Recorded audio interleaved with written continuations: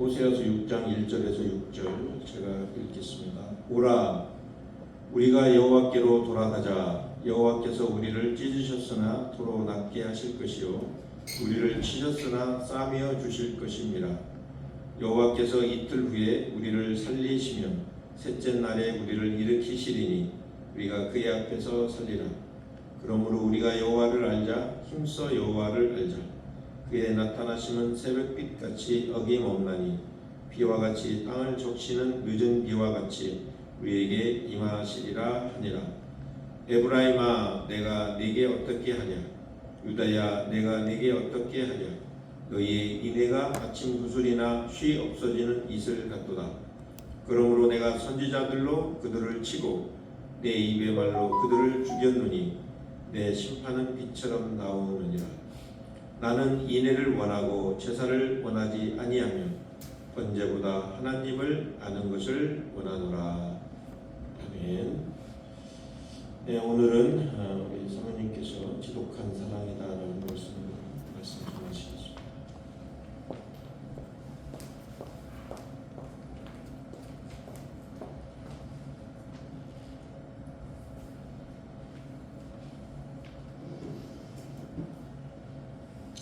기도하시겠습니다.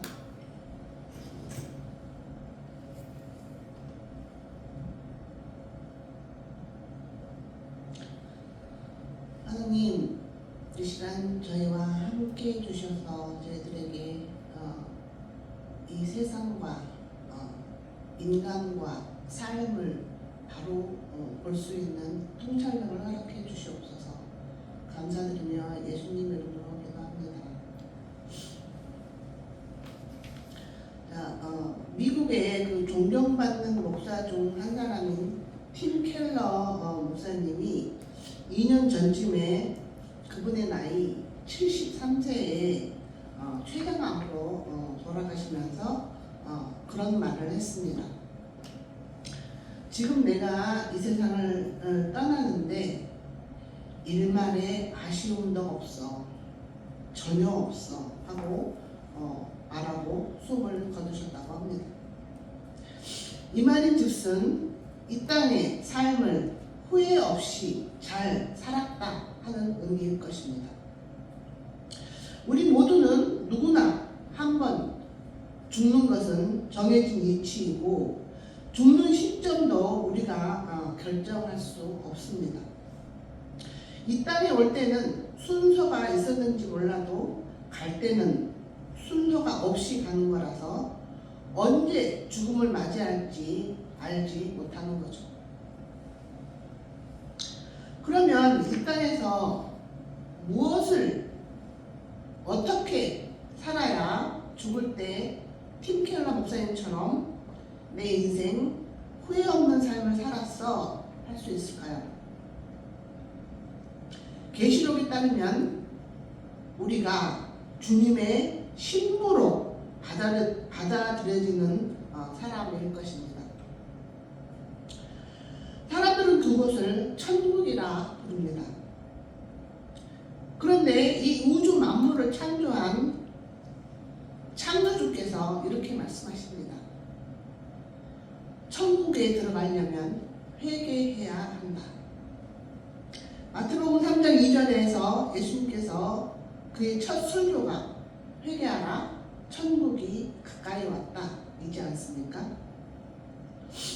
이런 맥락에서 우리의 70년 남짓한 인생은 회개하는데 그 의미가 있고 가치가 있어진다고 말할 수 있겠습니다.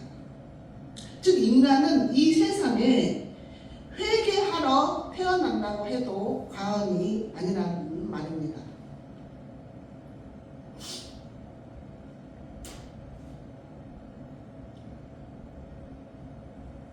이 진리를 알 때라야 세월을 아끼며 사는 것이 무슨 뜻인지 알게 돼요. 회개하지 않는 사람은 주어진 인생을 허비하고 낭비하여 악한 종으로 판명받을 것이라는 말입니다. 아담과 하와가 하나님의 말씀에 순종하지 않으면 반드시 죽을 것이라고 했는데 바로 안 죽이시는 이유가 여기 있는 거죠. 우리에게 얼마간의 시간을 주신 것은 인간으로 하여금 회개할 수 있는 기회를 주신 것일지도 모른다는 거예요. 회개란 회복하다의 뜻이 있는데 이 회복은 관계의 회복을 말하는 겁니다. 하나님과 관계가 회복되어 하나님께서 우리에게 호의를 베푸는 것이 구원의 시작이라는 말입니다. 시편 73편 28절에서는 이렇게 말하죠. 하나님께 가까이 하는 것이 내게 복이라. 이 말인 즉슨 하나님과 관계가 회복되어 그분을 좋아하고 사랑하면 우리에게 평안과 기쁨이 주어진다는 뜻입니다. 회복이라는 단어는 그 관계가 깨어져 있다는 것을 전제하죠. 이 땅에 자연인으로 태어난 모든 인간은 죄인이라고 하는데 이 죄인이 의미하는 바가 그건 거예요. 하나님과의 관계가 틀어져 인간은 지금 하나님과 좋은 사이가 아니라는 거예요. 하나님은 지금 우리에게 화가 나 있고 회개하지 않으면 그 진노의 심판이 곧 임할 것이라 성경은 말합니다. 한번 보시죠. 에베소서 2장 1절. 자, 같은 목소리로 읽습니다. 그는 허물과 죄로 죽었던 너희를 살리셨도다. 그때 너희는 그 가운데서 행하여 이 세상 풍조를 따르고 공중의 권세 잡은 자를 따랐으니 곧 지금 불순종의 아들들 가운데서 역사하는 영이라. 전에는 우리도 다 그 가운데서 우리 육체의 욕심을 따라 지내며 육체와 마음에 원하는 것을 하여 다른 이들과 같이 본질상 진노의 자녀이었다니. 1절 그는 예수 그리스도를 말하는 거죠. 허물과 죄로 죽었던 너희를 살리셨도다 합니다. 우리는 이미 하나님과의 관계가 깨져 죽었다고 말하는 거죠. 그래서 하나님을 떠난 인간은 살아있는 것처럼 보이나 실상은 이미 죽은 자라고 성경은 말해요. 마치 내주로부터 뿌리가 뽑힌 나무가 이렇게 잠깐은 살아있는 것처럼 보이나 시간이 감에 따라 시들고 말라 비틀어 죽는 것처럼 말입니다. 2절 그 이유는 우리가 공중의 권세 잡은 자를 따라가서 그랬다고 합니다. 즉 사탄을 말하는 거죠. 여기서 공중의 권세 잡은 자는 그를 따랐다는 의미는 그를 사랑했다는 뜻이에요. 그래서 주님께서 나를 따르라 하는 의미는 나를 사랑해라로 읽는 게 맞는 거예요. 3절 이로 인해 우리 모두는 하나님의 진노 아래 놓여 있다고 합니다. 그래서 우리네 인생이 이렇게 슬픔과 고통으로 물들어 있다고 성경은 말하는 것이에요. 특히 그리스도인들에게는 고난받음이 마치 당연한 것처럼 말하고 고난을 받는 것을 오히려 기뻐하라고 하죠. 한 구절만 보실까요? 자, 베드로전서 4장 13절입니다. 오히려 너희가 그리스도의 고난에 참여하는 것으로 즐거워하라. 이는 그의 영광을 나타내실 때 너희로 즐거워하고 기뻐하게 하려 함이라. 자, 죄인이 거주하는 곳이 어디죠? 죄인이 있는 곳이 감옥이잖아요.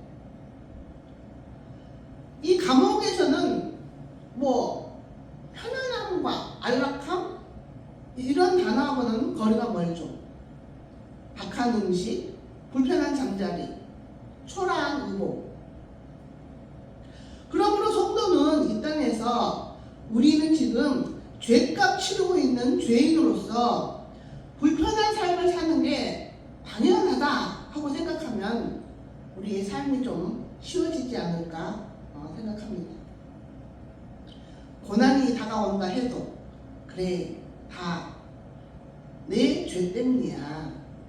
주님 이 고난을 통해 나에게 말씀하시고자 하는 게 무엇입니까? 하며 고난의 뜻을 겸손하게 물어야 죄인이 취해야 할 마땅한 자세라는 거죠.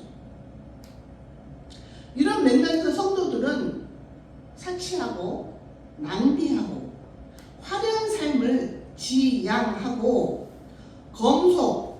검약하게 살면서 각자 가진 것으로 서로에게 봉사하며 살아라 하는 거예요. 죄인임을 인정하고 회개하고 사는 것이 이 땅을 사는 이유라서 그렇다는 거죠. 성경을 자세하게 읽어보세요. 예수 믿고 이 땅에서 잘 될 거라고 하는 말보다는 고난받고 순교하라는 말이 더 많아요. 하나님께서 만들어내기 원하시고 빚어내시기 원하시는 인간의 작품, 그 샘플이 예수님인데 그렇게 하나님께서 눈동자같이 사랑하시고 아끼시며 높여주기를 원하시며 하나님께 기쁨이 되고 그가 예뻐서 어쩔 줄 몰라 하시는 아들 예수님의 별명이 고난의 종이라 한다면 말 다 한 거예요. 더불어서 한 가지 여기에 하나님께서 사랑하는 사람을 고난의 종이라고 명명하는 것은 하나님께서 가장 기뻐하시고 예뻐하는 사람은 예수님처럼 그렇게 낮아지고 겸손한 모습으로 회개하는 사람이라고 하는 것을 여기서 우리가 볼 수 있습니다. 자기네들은 의인이라고 의시되는 그 바리새인들을 구원하시지 않고 세리, 창녀 같은 같은 사람이 자신들은 죄인이라고 감히 주님 앞에 나가지도 못하는 죄인이라고 고백하는 그 사람들을 의인이라고 칭해 주시는 것을 보면 하나님의 마음을 우리가 읽을 수 있는 거죠.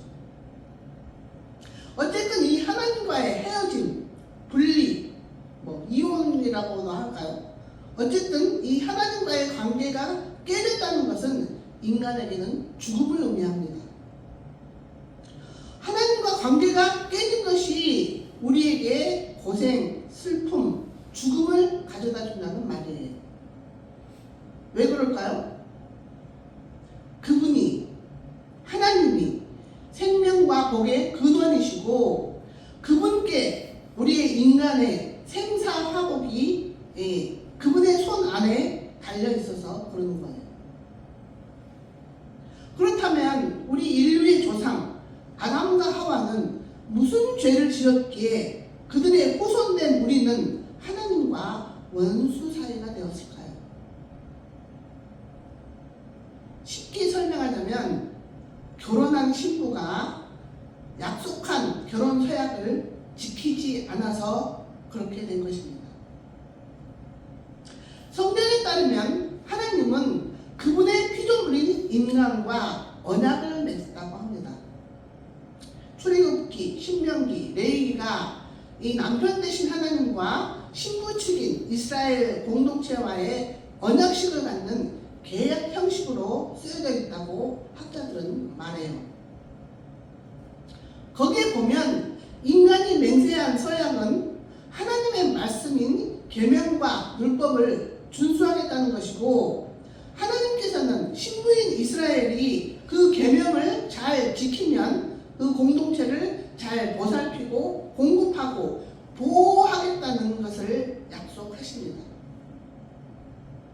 일종의 이 결혼 관계를 잘 유지하고 서로의 헌신을 누리기 위한 계약서 같은 거죠. 십계명을 대표로 신부 측이 지켜야 할 혼인 사약으로 이렇게 내어놓았지만 이 율법과 계명을 통칭하여 하나님의 말씀이라고 우리가 부릅니다. 그런데 아담과 하와가 이 하나님의 말씀에 불순종하고 사탄의 말을 따랐다는 의미는 계명과 율법을 지키지 않았다는 뜻인데 다르게는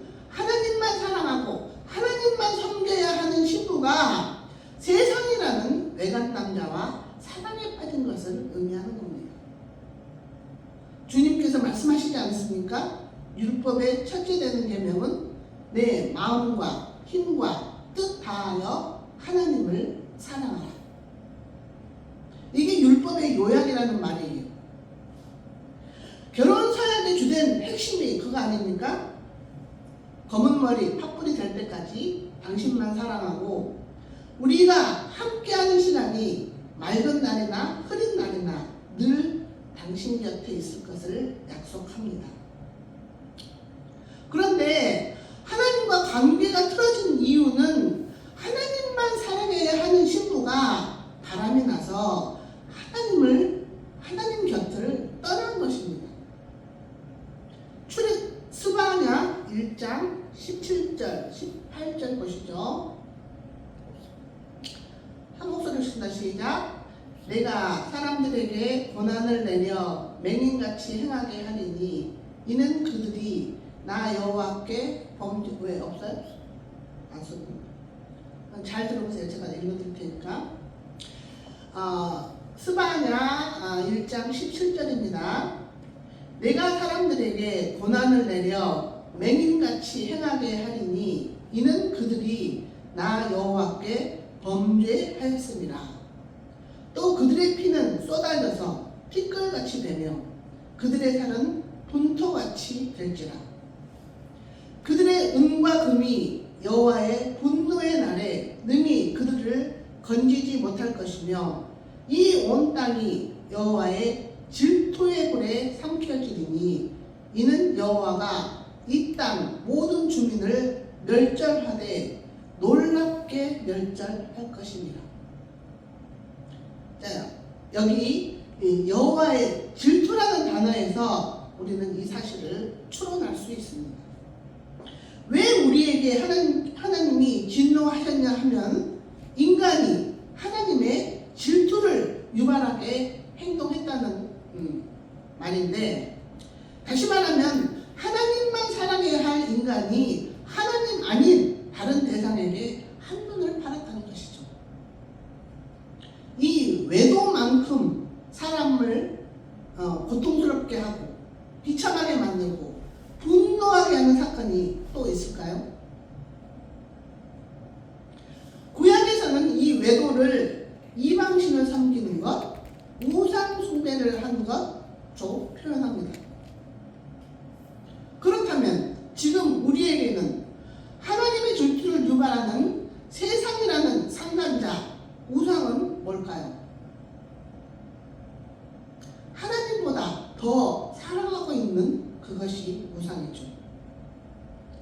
돈이 될 수도 있고 사람이 될 수도 있고 명예, 권력, 재능이 될 수도 있고 성공이 될 수도 있겠죠. 여하튼 그 무엇이라도, 심지어는 가족이라도 사연이라도 하나님보다 더 소중하게 여기고 우선시한다면 그게 하나님의 질투를 유발하는 우상인 거죠. 이 우상의 근원지를 추적해 올라가면 뜻밖의 자기 자신이 그 중심에 서 있을 것입니다. 이 말인 즉슨 하나님보다 자신을 더 사랑하는 것이 죄의 본질이라는 의미입니다. 디모데후서 3장 1절. 자, 여러분만 한 목소리로 큰 소리로 읽어보세요. 시작.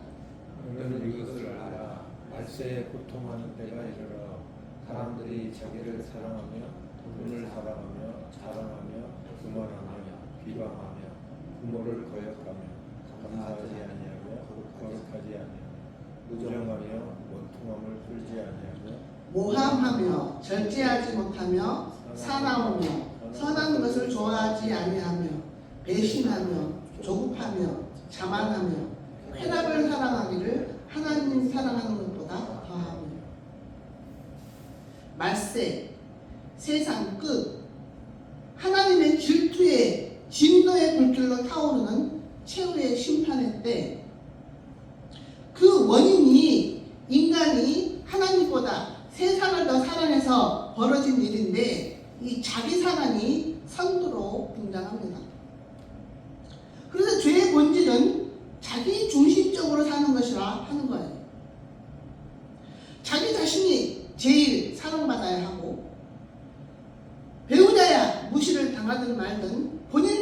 인정받으면 되고, 모든 대화의 중심이 자신이 되어야 하며, 무슨 일을 도모하든 자신에게 돌아올 유익을 계산하며 결정하고 행동하는 것을 말하는 겁니다.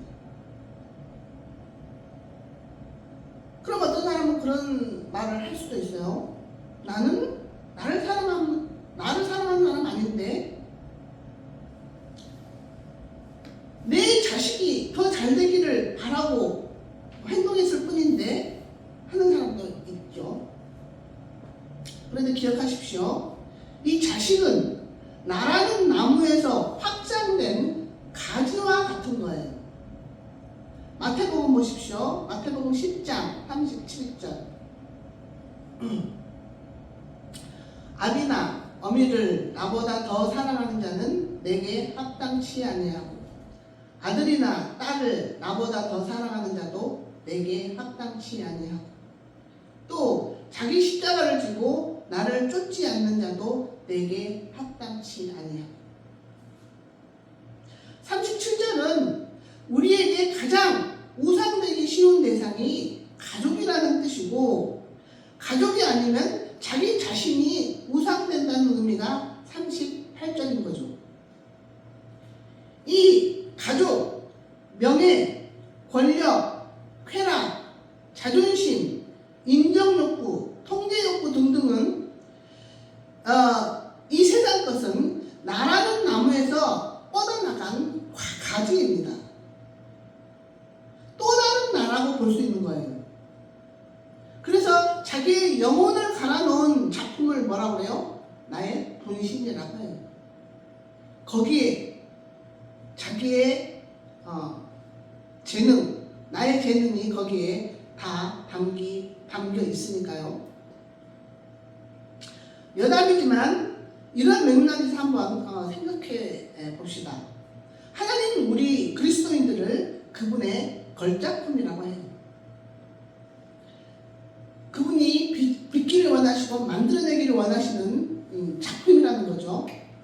그래서 우리가 하나님의 걸작품 되려면 우리 안에 그분의 성품이 담겨 있어야 하는 거죠. 여하튼 이렇게 복과 생명의 근원이신 창조주 하나님과 사이가 좋지 않아 이 땅에서 고생하고 있는 인간에게 하나님 편에서 먼저 화해의 제스처를 취하십니다. 예수 그리스도를 이 땅에 보내셔서 하나님을 배신한 우리의 죄값을 치르게 하시죠. 너희가 너희 죄를 인정하고 나의 이런 화해의 프로포즈를 받아들인다면 너희에게 성령을 보낼 거야 하고 약속하십니다. 그럼에도 불구하고 나의 이런 화해의 제스처를 받아들이지 않는다면 너희는 나의 진노를 쏟아 부음에 견디지 못할 거야 하는 게 최후의 심판인 거예요. 그 하나님의 화해의 제스처를 받아들이지 않으면 마치 그런 경우와 같아요. 부부 사이에 서로 다툼이 있어 잠시 별거 중이에요. 그런데 남편이 먼저 화해의 손길을 내밉니다. 전화해서 나와 밥 먹자 하는데 아내가 싫어요. 다시는 당신과 만나지 않을 거예요. 한다든지 아니면 나와서 밥을 같이 먹긴 하는데 남편 몰래 다른 외간 남자를 만난다든지 하면 그 남편이 어떤 조치를 취할까요? 그래 좋다. 너와는 이제 끝이다 하겠죠.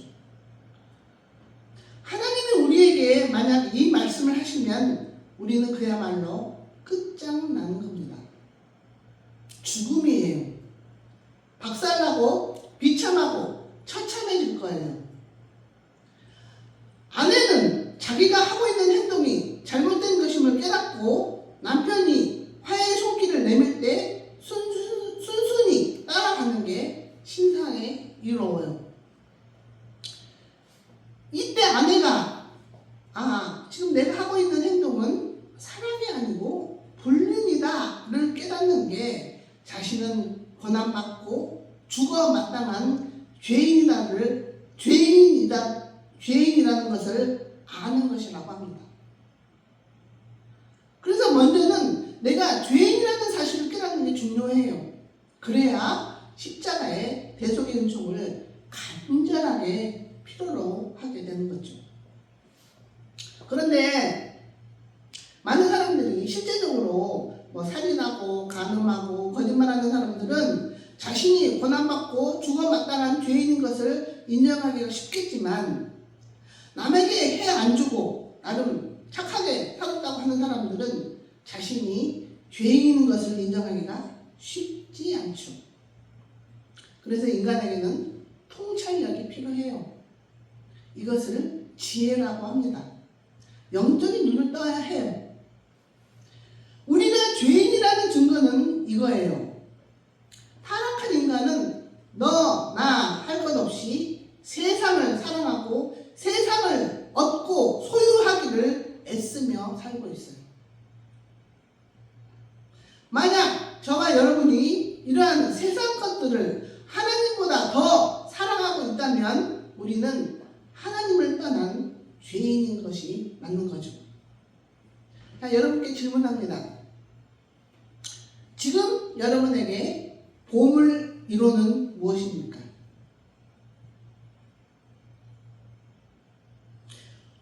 무엇을 가장 소중하고 가치 있게 여기고 있습니까?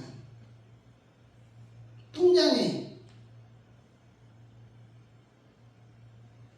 잔액입니까?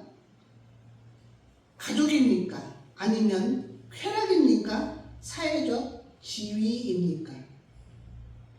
만약 여러분의 보물 1호가 하나님이 아니고 다른 무엇이거나 혹은 다른 누군가라고 한다면 여러분은 지금 하나님보다 세상을 더 사랑하고 있는 바람난 죄인이라는 사실을 직시해야 합니다. 그리고 다음 스텝으로는 그 세상이라는 상관자와 교제하는 것을 끊어야 합니다. 우리 힘으로는 불가능해요. 성령님께 기도해야 합니다. 성령을 우리에게 보내신 목적 중에 하나가 그거예요. 우리로 하여금 세상을 사랑하는 데서 떠나 하나님만 사랑할 수 있도록 깨닫게 하시고 능력 주시어 그렇게 살게 우리를 도와주시려는 목적입니다. 이렇게 세상과의 교제를 끊어내고 하나님과의 교제에 열심을 내는 것을 회개라고 하는 것이죠.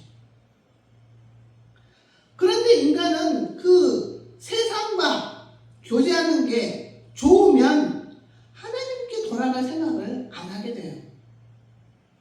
비록 약간의 양심의 가책과 들키면 어떡하지 하는 두려움이 있긴 하지만 상간자와 함께 있는 것이 좋고 만족스러우면 본 배우자에게 돌아갈 생각을 안 하는 게 타락한 인간의 본성입니다. 고소를 당하고 고발을 당하고 사람들의 손가락질, 수치, 멸시함을 당하고 그로 인해 마음도 지치고 몸도 지치고 설상가상으로 경제적으로도 손실을 입으면 그때서야 그 관계를 끝내는 게 인간이라는 말입니다. 그래서 하나님께서는 택한 자에게 고난을 주신다고 말하는 거예요. 고난당하기 전에는 그냥 남들 사는 대로 여전히 세상을 사랑하고 살 수밖에 없어요. 세상 풍조를 따라 좀 더 모으자, 좀 더 높아지자, 좀 더 먹고 즐기자 하며 사는 거죠. 고난 당함으로써 비로소 생각이라는 것을 하게 돼요. 왜 내가 이런 고난을 당해야 하지? 아, 인간은 죄인이라고 하더니 우리의 삶이 이렇게 고통스러운 것은 우리가 하나님을 배신하고 그분을 사랑하지 않아서 그러는 거구나. 내 인생 내 것인 줄 알았는데 그게 아닌가 보네. 그렇다면 어떻게 살아야 하는 거지? 하고 성경 말씀을 보고 생각하고 연구하고 답을 찾아가는 거죠. 그러다 마침내 깨닫게 됩니다. 내가 행복해지려면 하나님께 돌아가야 하는 거구나 하고 그때서야 참 예배를 드리게 되는 거예요. 이 예배 드림이 바로 세상을 사랑하는 데서 떠나 하나님만 사랑하는 대로 돌아왔다, 즉 회개했다는 증거가 되니까요. 이 예배는 말씀 듣고 기도하고 찬송하는 것만을 뜻하지 않아요. 가난한 자를 돌보고 구제하고 봉사하는 것도 예배라고 잠언에서는 말합니다. 그래서 전도하고 봉사하고 선교하고 구제하는 것도 내가 하나님을 사랑하는 대로 돌아왔다는 회개의 일환으로 하는 게 맞는 거죠. 그래야 꾸준하게 할 수 있어요. 고난과 핍박을 두려워하지 않게 되는 거죠. 하나님의 신부로 인정받는 것이 내 삶의 목표가 되어서 그런 것쯤은 별로 중요치 않게 되는 겁니다. 그런 고난쯤은 제가 잘못했습니다. 세상과 바람을 피웠어요.를 인정하는 것이 제가 죽어 마땅한 죄인입니다 하는 고백인 것이고, 내가 회개했다는 것을 하나님과 공동체 앞에서 증명하고 사는 것을 증인되는 삶이라고 하는 것입니다. 다시 말하면 나 이렇게 돌아왔어요. 다시는 세상을 바라보지도 않고 찾지도 않고 찾아가지도 않고 주님만 섬기고 사랑하겠습니다. 나를 다시 받아주시면 안 되겠습니까? 하며 겸손하게 엎드려 하나님께 긍휼을 구하는 것을 회개라고 한다는 것이죠. 그래서 부흥 목사들이 하는 말, 이렇게 될 걸로 믿습니다. 기도하는 대로 될 걸로 믿습니다. 해 주시옵소서 하고 기도하는 건 죄인이 회개하는 자세는 아닌 것 같습니다. 하나님께 명령하고 협박하는 것 같지 않습니까? 해 주시옵소서. 들어 주시옵소서. 회개의 본질은 사랑이에요. 하나님만 사랑하겠다 결단하고 하나님께 돌아왔다는 것을 증명하는 삶이 회개라는 것이죠. 그래서 회개의 클라이막스가 죽음입니다. 상간자인 세상이 완전하게 죽었다는 것을 의미해요. 그래서 계시록에 나오는 주님의 신부 낸 그 14,400 뭐라고 14만 4천 숫자에 약해. 14만 4천 명을 순교자라고 하는 겁니다. 죽기까지 주님을 사랑한다는 신부의 고백을 한 사람들이어서 증언자, 증인, 순교자라고 말하는 거죠.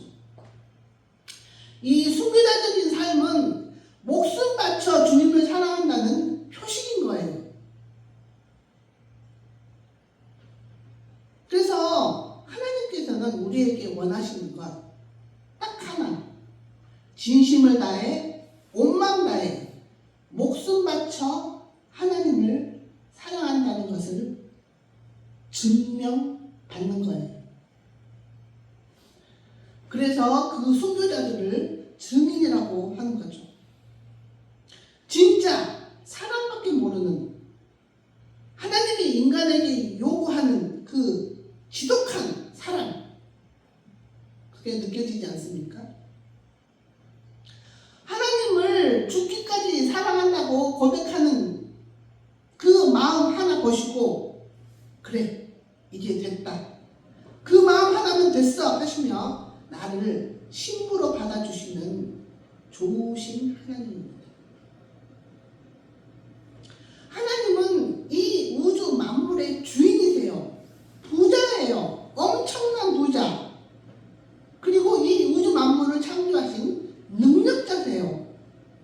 우리가 천천의 제물을 드린다 한들 기뻐하실까요? 오직 주님만 사랑하겠다고 결단하고 나오는 그 마음 하나 원하시는 겁니다. 오늘 본문 말씀 6절 보세요.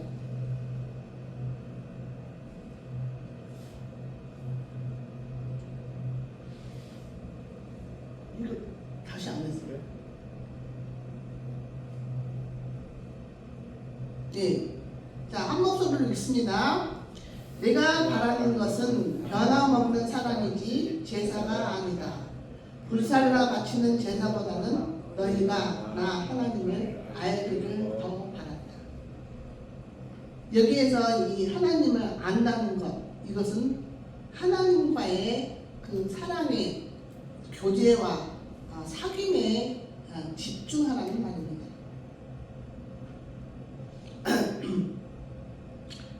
그래서 인간의 가장 고대하고 기대하고 표대로 삼고 추구해야 할 목적지가 바로 이거예요. 주님의 신부로 받아들여지는 것.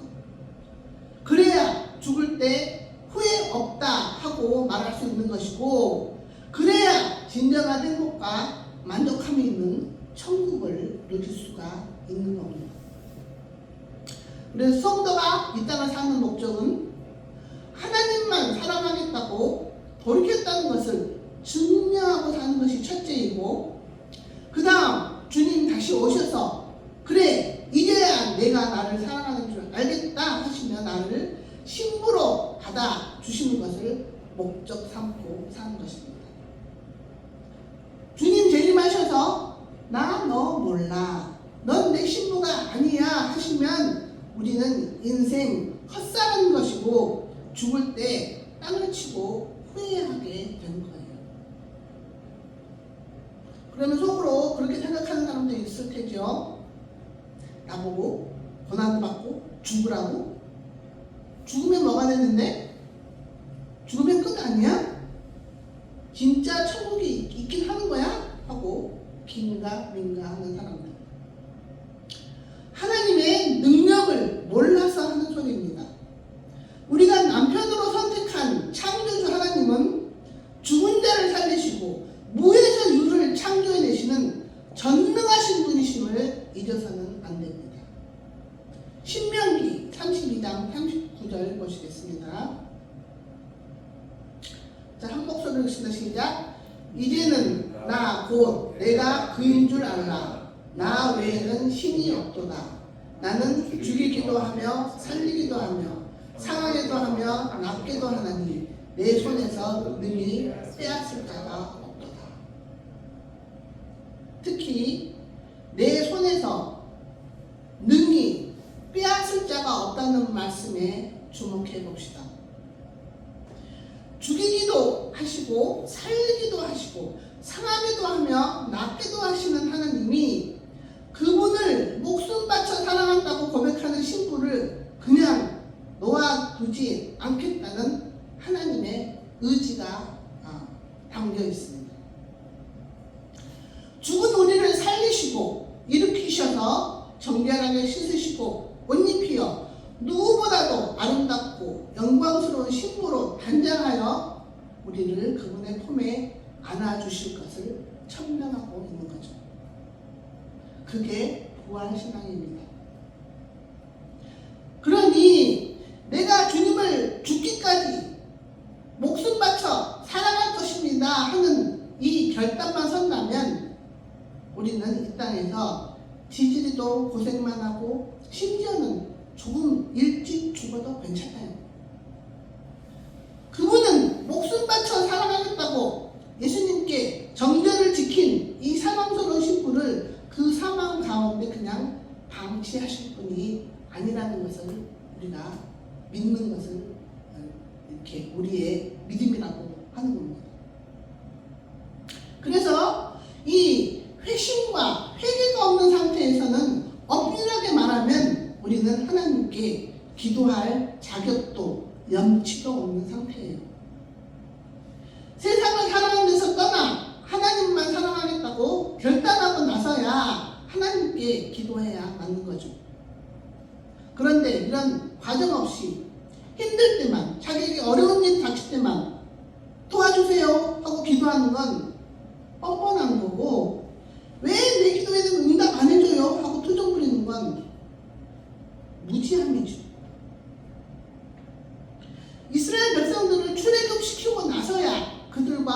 언약을 체결하면서 십계명을 주었다는 것을 기억해야 합니다. 그래서 내가 세상을 사랑하는 데서 떠나 주님만 사랑하겠습니다. 주님의 명령과 계명 지키겠습니다 하고 주님의 재결합의 프로포즈에 동의하지 않았다면 여러분은 그 계명 지키지 않아도 돼요. 주일 성수 안 해도 되고 11조 안 해도 되고 교회 봉사 안 해도 돼요. 난 그게 좋겠어. 나는 하나님께 얽매이고 싶지 않아. 세상도 좀 즐기고 싶어 하신다면 그렇게 해도 됩니다. 대신 어렵고 공경에 처할 때에도 기도하면 안 됩니다. 자격 없어요. 하나님과 아무 관계가 없는데 무슨 명치로 무슨 자격이 된다고 도움을 요청해요? 내가 교통사고가 났는데 지혜를 구하고 조언을 구하고 도움을 구하는 사람이 누구예요? 남편이에요. 내가 왜 남편에게 전화할 수 있죠? 그와 결혼했기 때문이에요. 어쨌든 이 세상에서의 삶이 고단하고 고통스럽고 슬픈 것은 우리 모두가 하나님의 진노 아래에 있어서 그런 건데 회개하고 하나님께 돌아가야 참된 평안과 만족이 있을 것입니다. 그래서 그리스도인의 신앙생활이란 내가 하나님만 사랑하기로 결단하고 회개했다는 것을 증명해내는 삶이라고 할 수 있어요. 우리가 주일 성수를 하는 것도 주님, 저는 주님과의 데이트 약속을 어기지 않고 지키겠습니다 하는 주님만 사랑하는 대로 돌아왔다는 것을 증명하는 것이고 11조를 하는 것도 주님을 남편으로 주인으로 인정하겠습니다 하는 회개의 일환으로 하는 것이죠. 세상의 지배를 받는 것이 아니라 주님의 다스림을 받겠습니다 하고 하나님께 돌아왔다는 것을 증명하는 게 이게 11조인 거예요. 전도하고 구제하고 성교하고 봉사하는 것도 마찬가지. 회개했다는 것을 증명하는 증인의 삶의 일환으로 하는 겁니다. 매일 경건의 시간을 갖는 것도 마찬가지예요. 주님, 저는 날마다 주님을 생각합니다. 오늘 하루도 온전하게 주님을 의식하고 의지하고 살겠습니다 하는 것을 증명해내는 시간이 이 개인 경건의 시간인 거죠. 예수님이 행한 첫 번째 기적이 가나 혼인잔치에서 행해졌다는 것은 우리에게 시사하는 바가 많은 거예요. 하나님과 우리 사이에 몸이 건조해지고 탄탄한 결혼 생활에 생기를 주고 기쁨을 주기 위해 주님께서 오셨다는 그런 상징이 있는 것입니다. 성경에는 두 가지 시간을 가리키는 단어가 있는데 카이로스와 크로노스라는 그 타임에 대한 단어가 있습니다. 우리가 크로노스의 시간을 보내면 안개처럼 사라지고 풀과 꽃처럼 금방 시들어 버릴 것이지만 카이로스의 시간을 보내면 그 시간만큼 상급을 받을 거예요. 크로노스는 그냥 흘러가는 시간이고 카이로스는 하늘과 땅이 만나는 의미 있는 시간을 뜻합니다. 쉽게 설명해 보자면 본 배우자와 함께 보내는 시간이 카이로스의 시간이고 상간자와 보내는 시간이 크로노스의 시간이라 생각하면 됩니다. 다시 말해서 하나님과 교제하는 시간을 카이로스의 시간이라 하고 세상과 교제하는 시간을 크로노스의 시간이라 한다는 말이죠. 그래서 구원받은 성도라 한다면 하나님과의 관계의 틀어짐이 고생과 슬픔과 죽음을 가져왔다고 한다면 하나님과의 관계 회복이 기쁨과 만족함과 영생을 가져온다는 것을 늘 기억하시고 이 땅에 살면서 카이로스의 시간을 많이 보내는 걸 목적 삼고 살아야 한다는 말입니다. 더 구체적으로 말씀드리자면 매일 말씀을 묵상하고 기도하는 개인 경건의 시간, 주일 성수, 11조, 선교하고 구제하고 전도하고 봉사하는 일에 여러분의 시간과 물질과 마음을 투자하고 사는 것입니다. 오늘 이 말씀을 기억하시면서 우리가 이 찬송으로 우리의 신앙을 고백하시겠습니다.